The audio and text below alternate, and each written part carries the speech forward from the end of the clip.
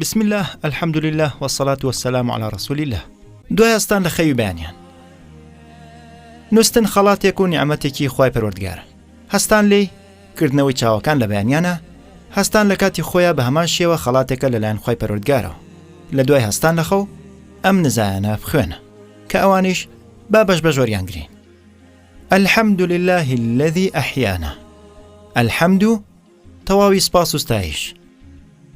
لله بۆ خوای پەروەردگارن.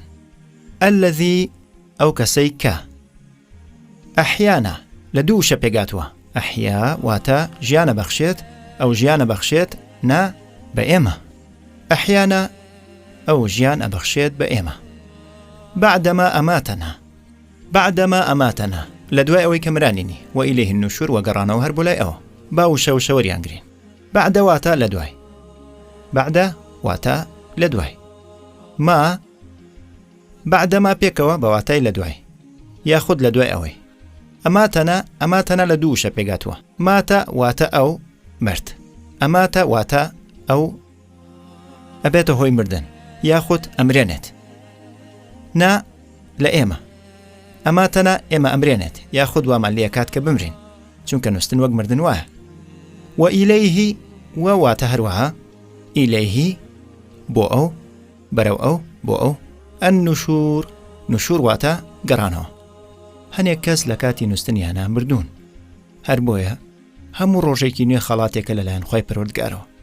لە دوای هەستان لە خەو لە خەوێکی تەواوی شەو پێویستە یەکەم جار سوپاسی خوای پەروەردگار بکەین کە ڕۆژێکی تری پێ خەڵات کردین تاوەکو بتوانین ڕابەرایەتی ژیانمان بکەین لە ڕەزامەندی ئەوە و سەرکەوتوو بین.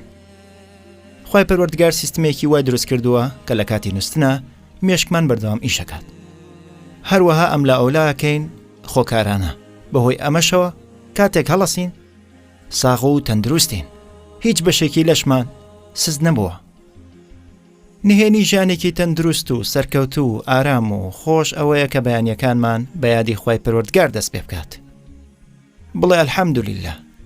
ئاشتی و ئارامی و ئاسوودەیی لە یادی خوای پەروەردگارە. تەنها پێویستە دڵەکانمان پڕ بێت لە خۆشی و شادی و هەست بە سوپاسگوزاری خوای پەروەردگار بکەین کاتێک لە خەوەڵاسین.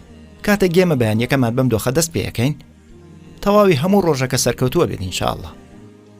و ئیلەیه النوشور لە دوای هەستان لە جێگەی نووسن سەرقاڵە بین بەکارە ڕۆتینیەکانمانەوە، بەڵام ڕۆژێک دێ کە هەموو ڕۆحێک زیندووە کرێتەوە لە گۆڕەکەی و ئەگەڕێتەوە بۆ لای خوای پەروەردگار. و ئیلەیه النوشور بە هەمان شێوە توانین ئەم وشانە و ئیلەیه النوشور بە شەوقەوە بڵێن، بە پەرۆشەوە بۆ گەیشتن بە ئەڵڵا سوبحانەهو وتەعالا، چونکە لە فەرمودەیەکدا پێغەمبەر صلی الله علیه وسلم فەرموویەتی هەر کەسێک پێی خۆشە بە دیداری خوای گەورە بگات، خوای گەورە پێی خۆشە بە دیداری بگات. داوا ئەکەین ئەی خوای پەروەردگار تەوفیقمان پێ بەخشە کە کاری چاک بکەین بۆ ئەوەی لەو ڕۆژەیە هەستینەوە تاوەکو سەرکەوتنی کۆتاییمان پێ خەڵات بکەیت بە ڕەحم و میهرەبانی خۆت.